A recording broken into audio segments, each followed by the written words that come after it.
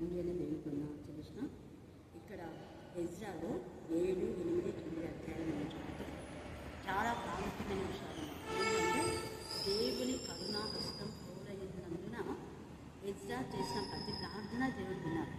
అంటే ఈ మధ్యాహ్న కాల సమయం ముందు మనం దేవుడు మన ప్రార్థన వినాలంటే దేవుని కనికరములకు మనం లోపడాలి. దేవుని కనికరములకు మనం అర్థం కావాలి. ఎప్పుడు దేవుని కనికరానికి మనం ఆకులం ఇద్దామంటే రోమా 9:15 చెప్పబడిన రీతిగా ఎవరిని కరుణించో వాడిని కరుణించదు, ఎవరిని ఎల్ల జాలి పొందుతో వాడిని ఎల్ల జాలి పొందుతాను. ఎవరిని అంటే ఎవరైతే దేశాలు ఉంటే రాజు పరిశుద్ధులైన దేవుని బలవంతులైన దేవుని సర్వశక్తివంతులైన దేవుని సర్వ సృష్టికర్త సర్వాంతర్యామి సకల ఆశీర్వాదాలు కాలం ఎదురైన దేవునికి మనం దేవుని ద్వారా అన్ని వేలు పొందుకొని దేవుని పక్క పెట్టేసి మన సొంత పనులు, మన ఉద్యోగం, మన మన మన మన సెల్ఫిష్నెస్గా మనం ఉంటే ఎప్పటికీ ఆశీర్వాదాలు రాదు. అది ఒకటి. తర్వాత ఈ ఎల్సా దేవుని మందిరాన్ని కట్టడానికి దేవునికి మహిమకరంగా ఎవరితోనో అడుక్కొని కట్టలేదు. మందిరం కట్టుతున్నాం అన్ని ప్రార్థన చేసిన వెంటనే అనేకులతో ప్రేరేపణ చేసి వాళ్ళుగా మందిరం కట్టడానికి సహకరించారు. ఎంత నిజంగా ఆ మాట ఎంత ఆశీర్వాదకరం. ఎవరిని ఎజ్రా చేతులు చాచలేదు. ప్రస్తుత సమాజంలో చాలామంది మేము దేవాలయాలు కడుతున్నాము, బ్రిక్స్ ఇవ్వండి, ఐరన్ ఇవ్వండి, సిమెంట్ ఇవ్వండి, ఆఫరింగ్స్ ఇవ్వండి, 1 సెంటు భూమికి ఎందుకు ఇవ్వగలుగుతున్నారు? ఎక్కడ అలాగా అడిగినట్లేదు. దావీదు దేవుని మందిరం కట్టాలన్న విషయం తెలిసినప్పుడు హీరాము రాజు ఎంతగా పంపించాడు. అలాగే శ్రీలంక దేశండానికి అలాంటి ఇవ్వాలని ఎవరు చెప్పరా. ఆమె కావలసినంత గోల్డ్ ఇచ్చింది, స్వచ్ఛమైనటువంటి బంగారం. మిగతా వాళ్ళు కూడా మోషే కూడా చెప్పినప్పుడు ఎంతగానో అందరూ వాళ్ళుగా తెచ్చిచ్చారు. ఎప్పుడైనా దేవుని మందిరానికి ఎప్పుడు ఆశీర్వాదం అంటే మనం మందిరం కలుపుతున్నామన్న విషయం మనం చెప్పకుండా వాళ్ళకి తెలిసినప్పుడు జస్ట్ ప్రార్థన చేయమని మాత్రమే మనం చెప్పాలి. అప్పుడు వాళ్ళుగా ఇస్తే అదే ఆశీర్వాదం. అననీయ సభ్యుల సగం దాచుకొని సగం ఇవ్వడానికి ఇష్టపడినారు. పేతురుకు ఆ డబ్బు తీసుకోవడానికి ఇష్టం లేకపోయింది. అందుకనే పరిశుద్ధాత్మను మీరు ఎందుకు దుఃఖపరుస్తున్నారు, ఎందుకు మీరు ఏకీభవించి ఈ డబ్బు విషయంలో అది మీ దగ్గర ఉన్నా మీదే, నాకు ఇచ్చినా కూడా మీదే కదా అంటే దేవుంది అని అర్థం. మరి ఆ దేవుడు ఇచ్చినటువంటి దాని విషయంలో ఎందుకు ఇలాగా ఇద్దరు 2 తలంపులతో ఇద్దరు కలిసి పాపంలో ఏకీభవించారు. పాపం వలన వచ్చే జీవితం నోరాను. పాపం అంటే అబద్ధమే, పెద్ద వ్యభిచారము, దొంగతనము, హత్య ఇవి చేస్తేనే పాపం అనేది కాదు. దేవునికి ఇవ్వవలసింది ఇవ్వకపోయినా, దేవునికి ఒప్పందం చేసుకొని దాన్ని చేయకపోయినా, దేవుని మహిమపరచుకున్నా ఘనపరచుకున్నా, సత్యం చెప్పినప్పుడు మనం ఆశీర్వాదం పొందుకుంటాం. అదే ఉన్నట్టుగా వాస్తవం యథార్థంగా. యథార్థవాది లోకానికి విరోధే, కానీ యథార్థవంతుల వంశవారు ఆశీర్వదించబడదు అని కీర్తన 112 మీరంతా కండక్ట్ చేయలేదు. అది కండక్ట్ చేస్తే చాలా పోతుంది. నేను చేశాను, అందుకే నాకు దేవుడు ఇంతగా ఆశీర్వదించాను. యథార్థంగా ఉండగా గొప్ప మంచిగా యథార్థంగా ఉండేవాళ్ళు సులువుగా ఉంటారు. యథార్థంగా ఉండేవాళ్ళు దేవుని మహిమపరుస్తారు, దేవుని కనపరుస్తారు, దేవుని ఆనందిస్తారు. ఫస్ట్ ప్రయత్న దేవుడికి ఇస్తారు. మనం లైఫ్లో ఎప్పుడైతే దేవునికి ప్రతిదీ దేవునికి ముందు స్థానం ఇచ్చామో అప్పుడు అనేక ఆశీర్వాదాలు మనం పొందుకుంటాం. ఈ ఎజ్రా దేవుని దగ్గర విజ్ఞాపన చేశాడు. అందుకనే ప్రార్థన దేవుడిని దేవుని కరుణా హస్తము మందిరం కట్టడానికి సహకరించింది. రాజుల హృదయాన్ని కూడా తెరిచాడు. అలాగా 2వ రాజుల్లో ఎలీషా అనే ప్రవక్త దైవజనుడే. అక్కడ ఒక విధురాలు, ఆమె కూడా దైవజనుని యొక్క భార్యనే. మీ శిష్యులలో ఒకని శిష్యురాలి భార్య అని అంటుంది. కొంతమంది డబ్బు తీసుకొని దైవ సేవకులైన వాళ్ళు ఇది సేవకు కూడా అని అనుకుంటారు. అప్పు తీసుకుంటారు, అడిగి మళ్ళీ ఇస్తామంటారు. మళ్ళీ ఇస్తామంటే తప్పు. మళ్ళీ ఇస్తామన్నాక ఇవ్వాలి, ఇవ్వకపోవడమే పాపం. మళ్ళీ ఇస్తామని తీసుకొని ఇవ్వకపోతే అదే పాపం, అదే శాపం. శాపం అంటే ఆశీర్వాదం అయితే సుడీతారు, శాపం పోతేనే ఆశీర్వాదం. అందుకనే ముందు దైవచనుడైనటువంటి ఆయన న్యాయార్థంగా అప్పు ఎగ్గొట్టేలేమా, నీకు భర్తలే కదా, నీకు పని చేసుకోలో, నేను వాళ్ళతో చెప్తాలే అనలేదు. ఫస్ట్ నూనె బ్లెస్సెడ్ అయిన తర్వాత, అంటే నీకు దేవుడు సోర్స్ ఇచ్చినాక ముందు అప్పు తెచ్చాను.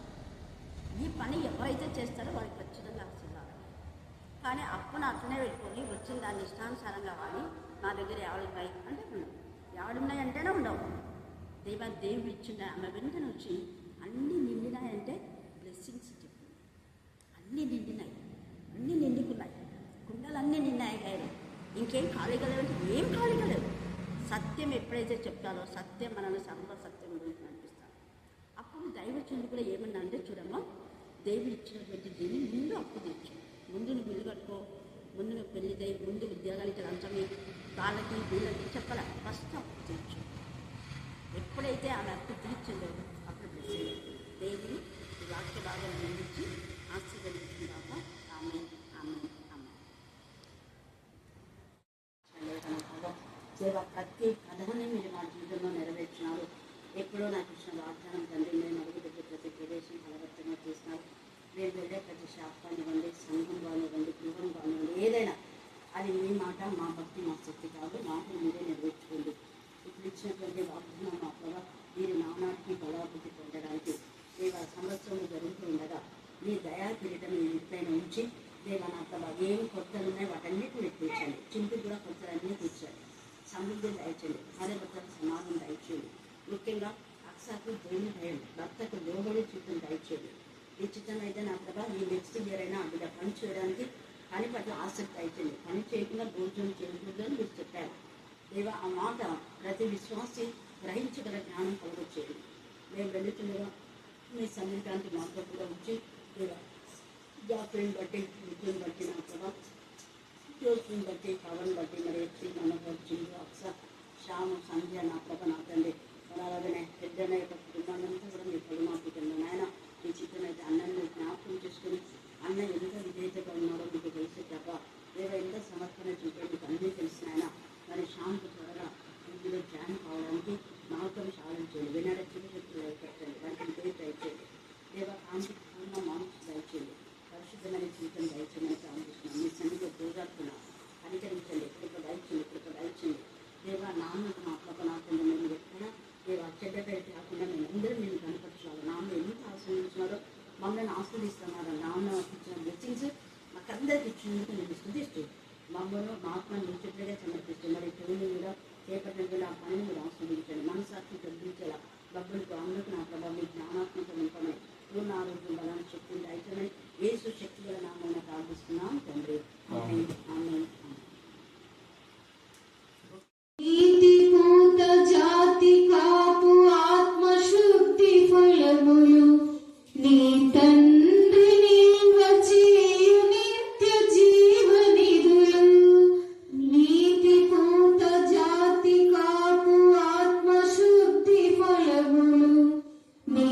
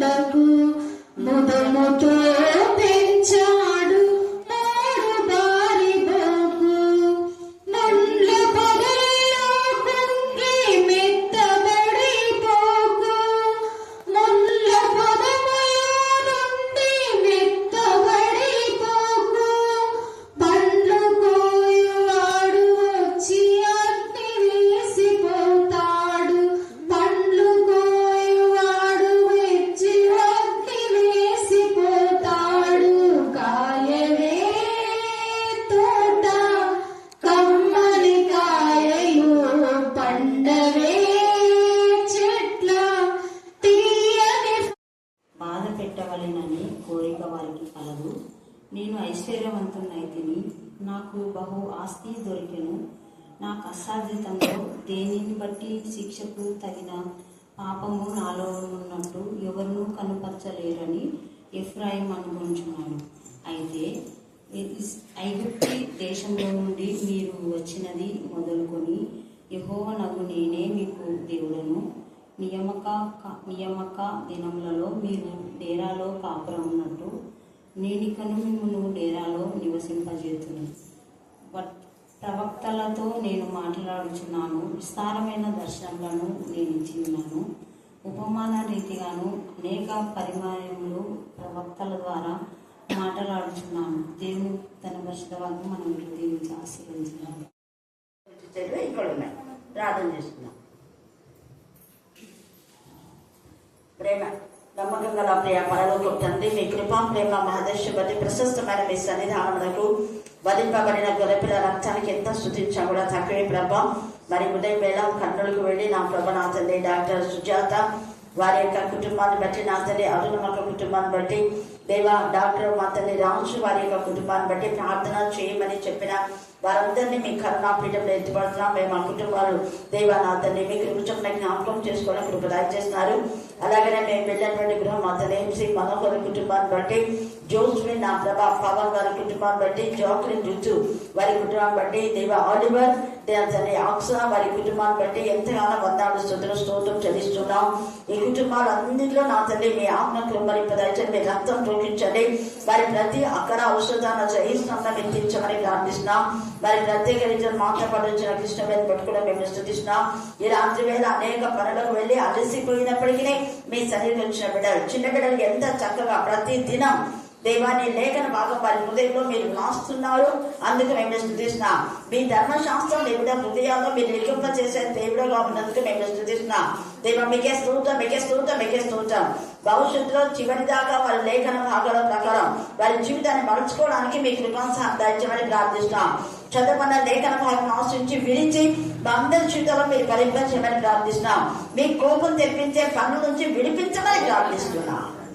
దేవా అనేక మంది యవన బిడ్డలు నా తండ్రి దేవ ఎఫ్రాయిము లాగా గాలిని వేస్తున్నారు, అబద్ధం రావుతున్నారు తండ్రి దేవ అన్యాయపు రావడం ఆ యవన జీవితాన్ని నా ప్రభా మీకు సమర్పించే జ్ఞానం కలుగొచ్చేయమని ప్రతి యవనస్తుతో మీరు మాట్లాడమని మమ్ములు మా ఆత్మను మీ చేతులకే సమర్పిస్తూ నజరేనా యేసుక్రీస్తు శక్తిగల నామమున ప్రార్థిస్తున్నాం తండ్రి.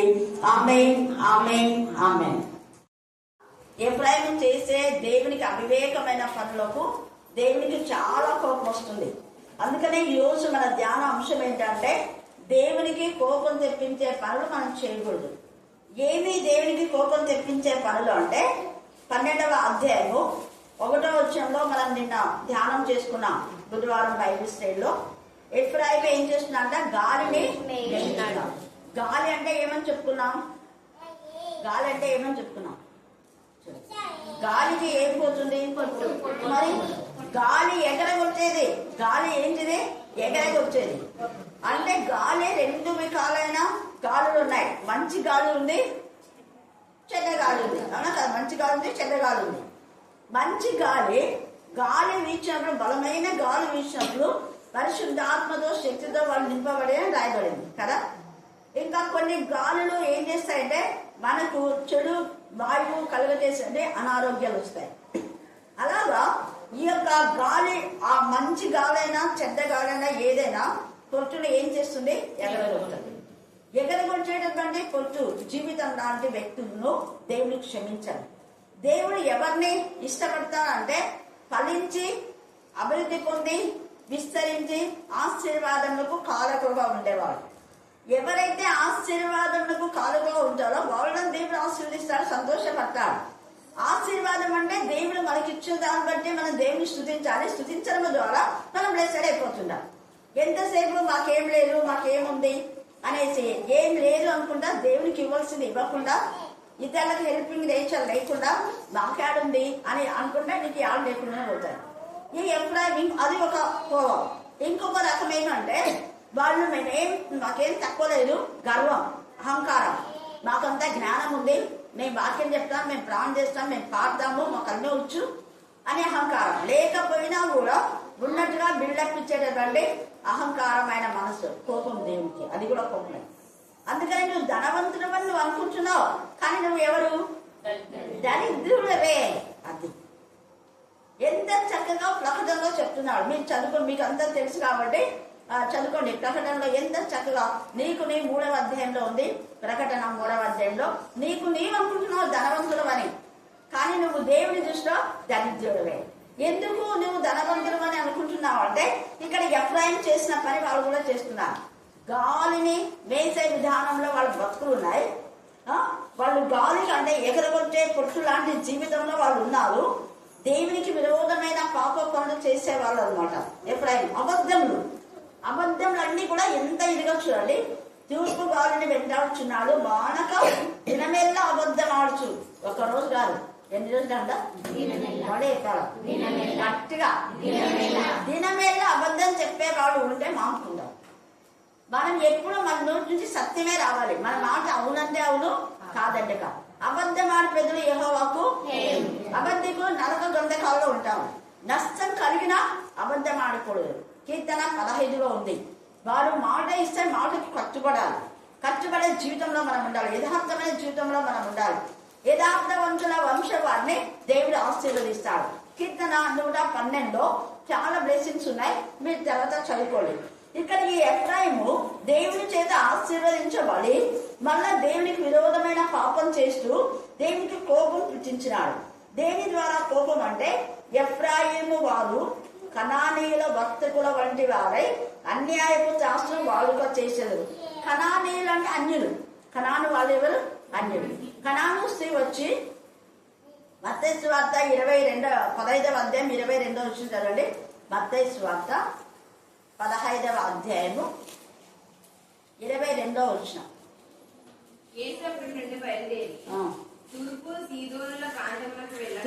తూర్పు కాదమ్మా, తూరు సీదోనుల ప్రాంతములకు వెళ్ళగా ఇదిగో ఆ ప్రాంతంలో నుండి కానాను స్త్రీ ఒకటి వచ్చి. కానాను కాదు, కనాను. కానాను వేరే, కనాను వేరే. కనాను స్త్రీ వచ్చి ఏం చేస్తుంది? ప్రభువా దావీదు కుమారుడా నన్ను కరుణింపుము. ఈ కనానీయులు, కానా అనేది అది ఒక ఊరు. తర్వాత ఇక్కడ వీళ్ళు చూస్తే కనానీయులు అంటే వీళ్ళు అన్యులు.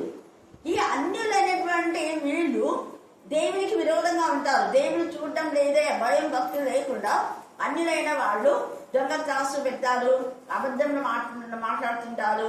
తర్వాత ఇందాక పాప చెప్పింది సామెతలు 11:1లో దొంగ త్రాసు యెహోవాకేంటి? హేయం. దొంగ త్రాసు, అన్యాయ త్రాసు అంటే ఆ యొక్క త్రాసును సరైన విధానంలో తూకం చేయకుండా తక్కువ తూకం చూసేది. చాలా మంది తక్కెళ్ళ కొంతమంది చూస్తుంటారు కదా, వెనకాల ఏమేమో పెట్టింటారు. మనం మళ్ళీ సర్చ్ చేస్తే అది మనకు తక్కువనే వస్తాయి. అవి అలాగా కొన్ని కొలతలేసి కొంతమంది మాత్రమే కరెక్ట్ ఉంటారు. చాలా మంది ఇలాగ అన్యాయపు. తర్వాత రేషన్ బియ్యం ఇచ్చేటప్పుడు కూడా మనం చూసి మళ్ళీ తర్వాత మీరు కొలవండి. ఎప్పుడైనా కొలిచినారా? మీరు కొలిచినారా? కొలిచి చూడండి, కరెక్ట్గా ఆ కొలతలు ఉండవు ఖచ్చితంగా. ఎందుకంటే ముఖ్యంగా చేసేది వీళ్ళే. ఎక్కువగా ఈ రేషన్ బియ్యం ఇచ్చేటటువంటి వాళ్ళు చాలా నాతో అప్పుడు చాలా మంది చెప్పారు, అక్క మేము ఇంటికి వచ్చి కొలిస్తే ఇలా కొలత ఉంది. గడ్ను అది ఇదేంటి కిరోసిన్లో నీళ్లు పోసేవాళ్ళు, అదేంటి మంట దీపంలోకి వేస్తే గండేది కాదు, స్టవ్ పోస్తారు కదా, అప్పుడు కిరోసిన్ ఎక్కువ వాడేవాళ్ళు. పోస్తే అంతా ఒత్తులంతా తడితడి అయిపోతున్నాయి.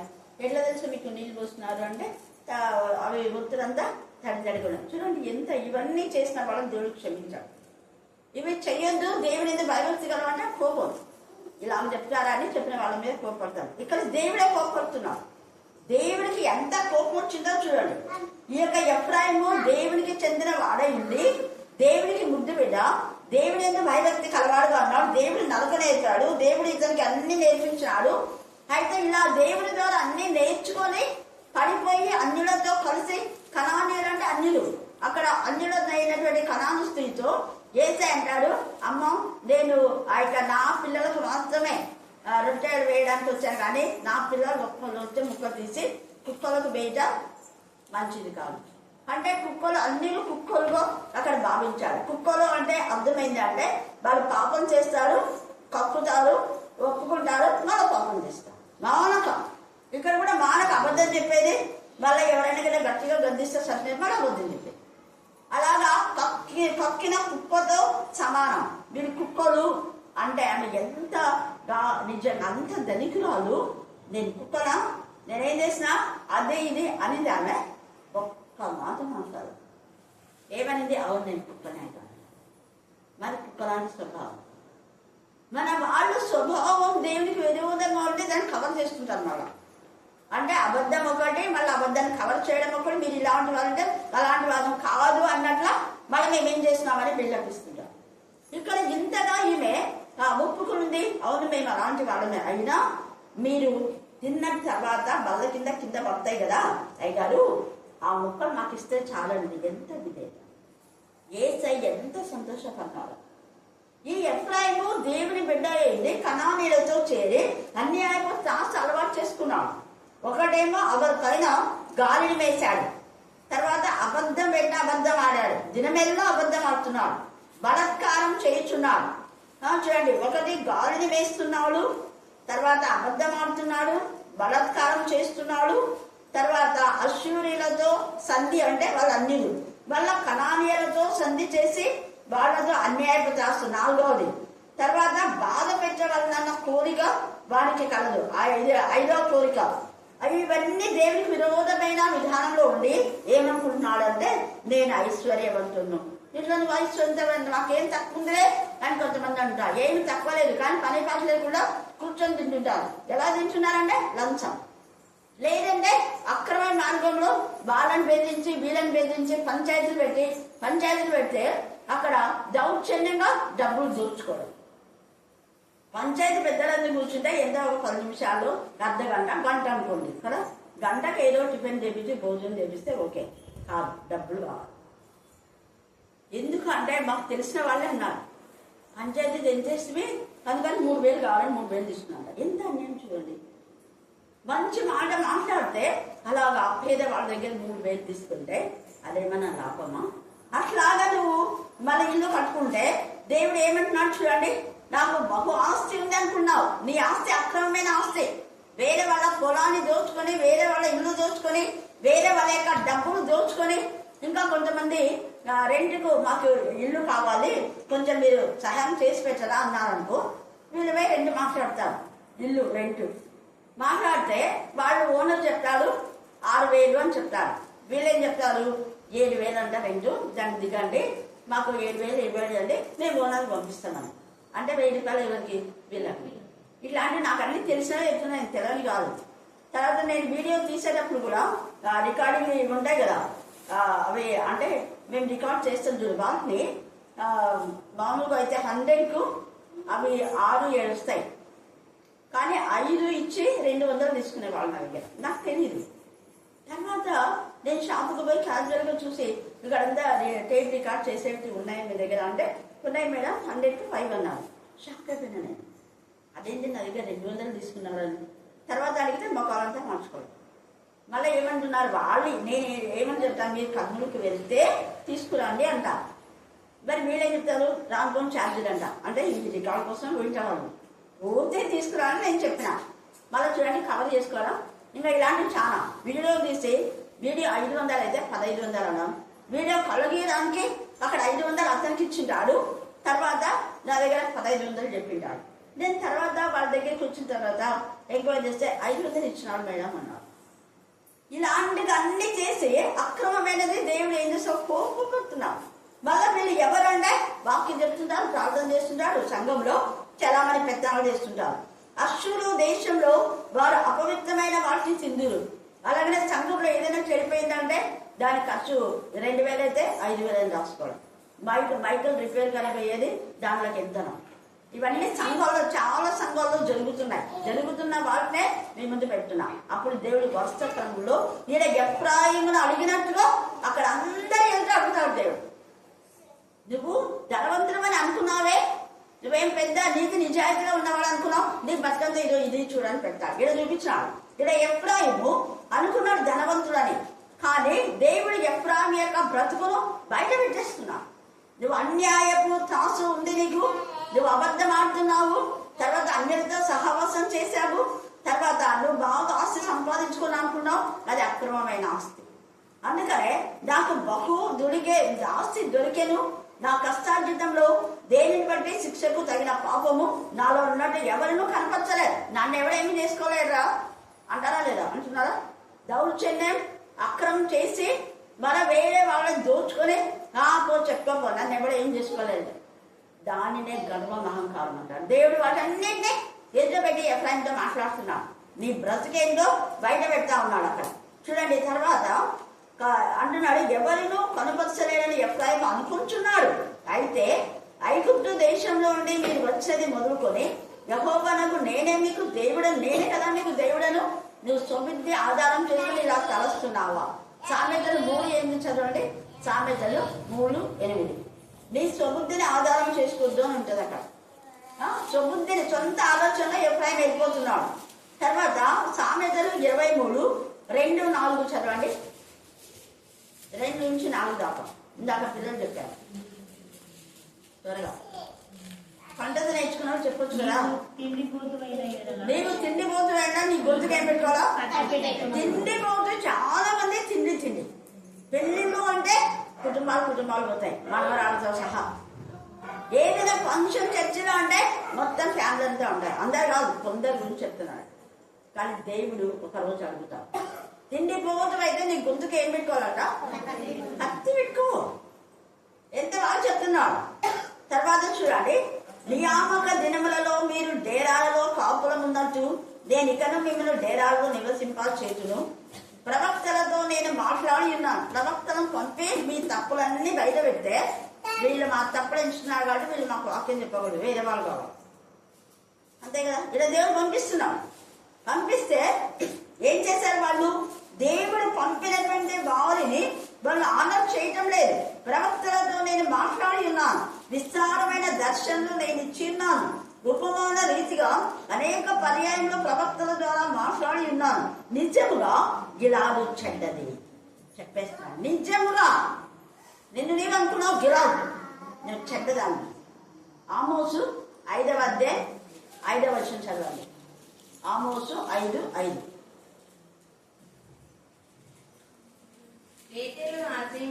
బేతేలుని ఎంత బాగా చెప్తున్నాడు అక్కడ. ఒకప్పుడు బేతేలు దేవునికి ఇష్టమే, కానీ ఇప్పుడు అక్రమమైన జీవితంలో ఉంది.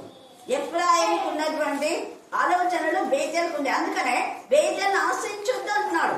తర్వాత ఏమా గిల్గాలులో ఇక్కడ ఏమంటున్నాడు చూడండి, అచ్చటివి వ్యర్థములు గిల్గాలులో జనులు ఎడ్లను బరువుగా అర్పించారు. అందుకే గిల్గాలులోకి వెళ్ళొద్దు. గిల్గాలు విగ్రహ సంబంధమైన నీచమైన పనులు చేస్తుంది. గిల్గాలులోకి వెళ్ళొద్దు. బేర్షెబాకు వెళ్ళకుడి. గిల్గాలు అవశ్యంగా ఖచ్చితంగా చెరపట్టబడుతుంది. ఈ అన్య దేశంలో అన్ని కూడా దేవునికి విరోధంగా చేసేవన్నీ సమూల నాశనం చేస్తున్నాడు. ఇప్పుడు జరుగుతున్నది అదే.